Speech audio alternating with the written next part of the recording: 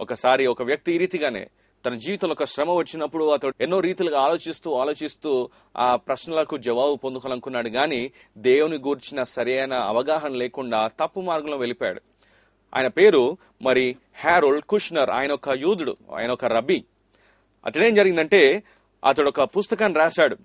It was a best selling book, when bad things happen to good people అని. మరి మంచి వారికి చెడు జరిగినప్పుడు అనే పుస్తకాన్ని అతడు రాశాడు.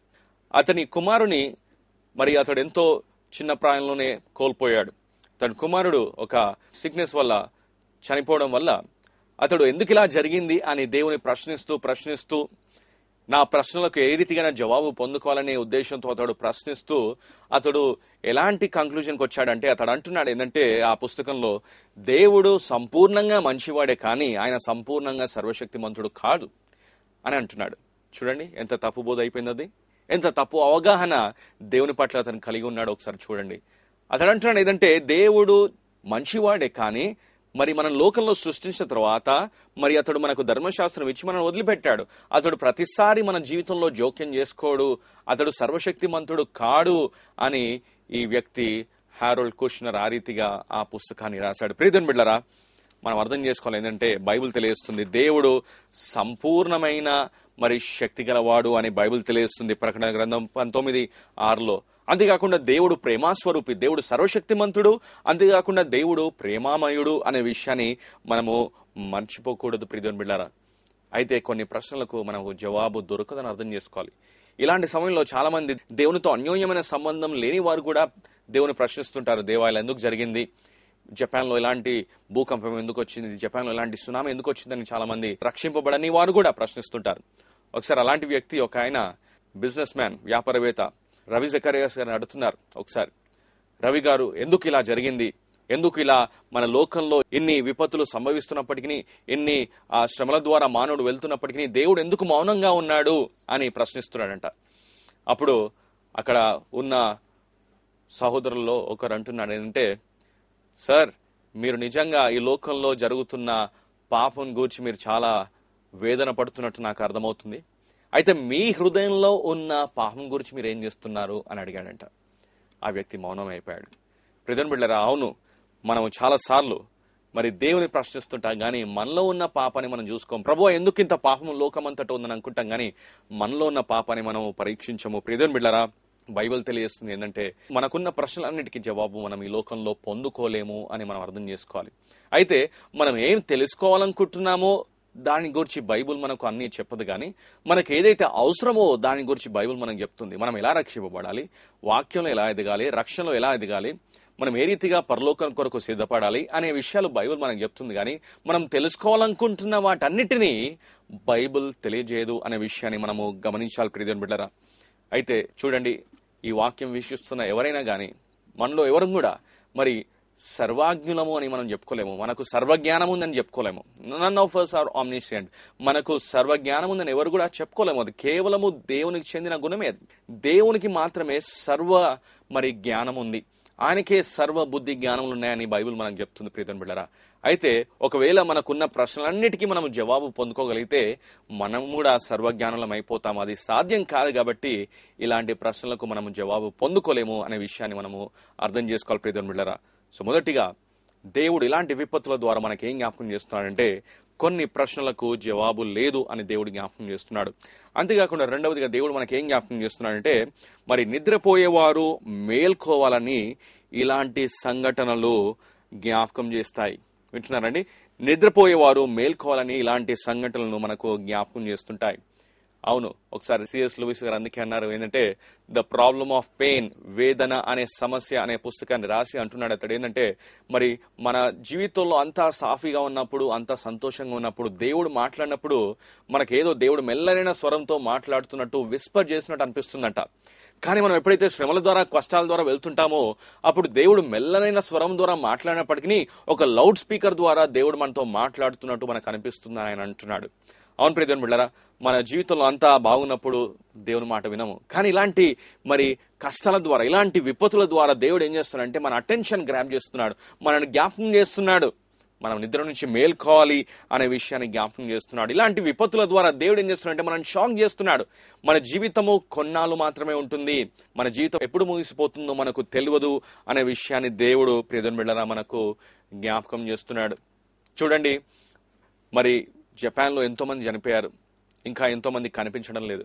కానీ మీకు ఒక విషయం తెలుసా, ప్రతిరోజు మరి ఇంచుమించు సుమారుగా 1,72,800 మంది చనిపోతున్నారు.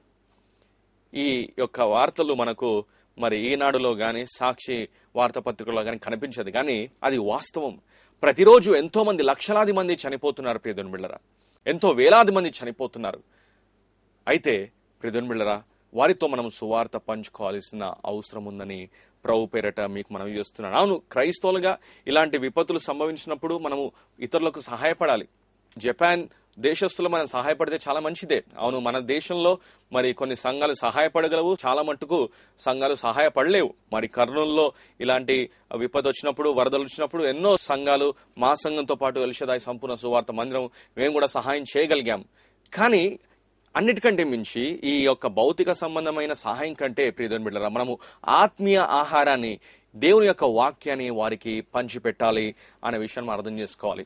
సో ప్రియమైన బిడ్డలారా, ఇలాంటి విపత్తుల ద్వారా దేవుడు మనకు జ్ఞాపకం చేస్తున్నాడు, క్రైస్తవులైన మనకు జ్ఞాపకం చేస్తున్నాడు. ఏంటంటే ఇంకా సమయం లేదు, రెండవ రాకడ అతి సమీపంలో ఉంది. కాబట్టి మనం ఇతరులతో వెళ్లి సువార్తను పంచుకోవాలి, ప్రభు యొక్క ప్రేమను పంచిపెట్టాలి, దేవుని యొక్క వాక్యాన్ని పంచుకోవాలి అని దేవుడు మనకు జ్ఞాపకం చేస్తున్నాడు. This is a wake up call.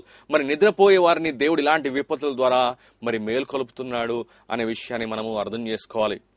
మరి ప్రియమైన బిడ్డలారా, మరి మనం ఈ లోకంలో ఎందుకు జీవిస్తున్నాము, దేవుడు మనల్ని ఎందుకు రక్షించాడంటే, మనం ఏదో ఈ లోకంలో మునిగిపోయి మనం ఉద్యోగం చేసుకుంటూ, వ్యాపారం చేసుకుంటూ, పనిలో నిమగ్నమై ఉంటూ, అంతేకాకుండా మన కుటుంబాలతో నిమగ్నమై ఉంటూ మరి దేవుని యొక్క సేవ మర్చిపోవడం కాదు. అది కాదండి ప్రాధాన్యమైనది. అన్నిటికంటే మించి, అన్నిటికంటే ప్రాధాన్యమైన విషయం ఏంటంటే మరి నశించిపోయే ఆత్మలను ప్రభు సన్నిధికి నడిపించుట.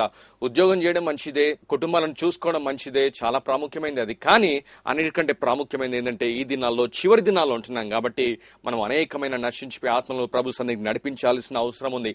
అందుకే మనం ఇక్కడ ఇంకా ఈ లోకంలో జీవిస్తున్నాం. మనం జీవించే యొక్క ఉద్దేశం ఏంటంటే మనము నశించిపోయే ఆత్మలతో దేవుని యొక్క సువార్తను పంచుకోవాలి ప్రియమైన బిడ్డలారా. ఆమేన్. ప్రియమైన బిడ్డలారా, అంతేకాకుండా ఇలాంటి విపత్తులు మరి అవిశ్వాసులకు కూడా ఒక వేకప్ కాల్ గా ఉంటుంది. అవిశ్వాసులకు కూడా మేలుకొలుపు కలిగడానికి దేవుడు ఇలాంటి విపత్తులను అనుమతిస్తుంటాడు. మరి మీరు లూకా రాసిన సువార్త 13వ అధ్యాయము మొదటి 5 వచనాలు కనుక చూసినట్లయితే అక్కడ 2 విషయాలు జరుగుతుంది. పిలాతు మరి యూదుల యొక్క రక్తాన్ని దహన బలులతో కలిపేశాడు. అంతేకాకుండా రెండవదిగా ఇంకొక సంఘటన చూస్తున్నాం. ఏంటంటే మరి 3వ వచనం కనుక మీరు చూసినట్లయితే ఒక గోపురము పడి 18 మంది చనిపోయినట్లు చూస్తున్నాం. అయితే వారు అంటున్నారు, యేసు ప్రభుతో ఇలా జరిగింది ప్రభు అంటే, యేసు ప్రభు అంటున్నాడు ఏంటంటే 5వ వచనంలో, మీరు మారు మనస్సు పొందని ఎడల మీరందరూ అలాగే నశింతురు అంటున్నాడు. ఇంకో మాట చెప్పాలంటే యేసు ప్రభు అంటున్నాడు, మీరు జపాన్ లో జరిగిన విషయాల గురించి మీరు ఆలోచిస్తున్నారు, కానీ మీరు గనక మారు మనస్సు పొందకుంటే మీరు కూడా నశించెదరు అని దేవుడు అంటున్నాడు. ప్రియమైన బిడ్డలారా, రక్షణ లేని వారు ఈ దినాన ఈ వాక్యం వింటున్న మీకు ఇంకా రక్షణ లేకుండా మీరు జీవిస్తున్నట్లయితే దేవుడు ఇలాంటి విపత్తుల ద్వారా మీకు జ్ఞాపకం చేస్తున్నాడు. మరి మన మరణము ఎప్పుడు సంభవిస్తుందో మనకు తెలియదు, మనం ఎప్పుడు మరణిస్తామో మనకు తెలియదు. కాబట్టి ఈ దినమే మన జీవితాలను ప్రభువుకు సమర్పించుకోవాలి అని ప్రభు అంటున్నాడు. ప్రియమైన బిడ్డలారా, మీ జీవితాలని ప్రభువుకు సమర్పించుకోండి. మరి ఒకవేళ ఈ దినం మీరు చనిపోతే మీరు రక్షింపబడిన వారిగా ఉంటారా, రక్షింపబడని వారిగా ఉంటారా? ఒక్కసారి మిమ్మల్ని మీరు పరీక్షించుకోండి. బైబిల్ తెలియజేస్తుంది, హెబ్రీయులకు రాసిన పత్రిక 9వ అధ్యాయం 27వ వచనంలో, మనుషులు ఒక్కసారి మృతి పొందవలని నియమింపబడెను, ఆ తరువాత మరి తీర్పు ఉంటును అని బైబిల్ అక్కడ మనకు తెలియజేస్తుంది. ఒకవేళ నువ్వు ఇంకా రక్షింపబడినట్లయితే దేవుడు ఇలాంటి విపత్తుల ద్వారా నీకు జ్ఞాపకం చేస్తున్నాడు. ఏంటంటే త్వరగా రక్షింపబడు, నీ జీవితాన్ని ప్రభుకు సమర్పించుకో అని దేవుడు మనకు జ్ఞాపకం చేస్తున్నాడు. ప్రియమైన బిడ్డలారా, మరి మొదటిగా ఇలాంటి విపత్తుల ద్వారా దేవుడు మనకేం జ్ఞాపకం చేస్తున్నాడంటే మరి కొన్ని ప్రశ్నలకు జవాబు లేదు. అంతేకాకుండా రెండవదిగా దేవుడు మనకి ఏం జ్ఞాపకం చేస్తున్నాడంటే నిద్రపోయేవారు మేల్కోవాలని ఇలాంటి సంఘటనలు మనకు జ్ఞాపకం చేస్తాయి. మూడవదిగా చివరిగా దేవుడు ఇలాంటి సంఘటనల ద్వారా, ఇలాంటి విపత్తుల ద్వారా దేవుడు మనకేం జ్ఞాపకం చేస్తున్నాడంటే మరి రాబోయే దినాల్లో పరిస్థితి ఇంకా భయంకరంగా ఉంటుంది అనే విషయాన్ని దేవుడు మనకు జ్ఞాపకం చేస్తున్నాడు.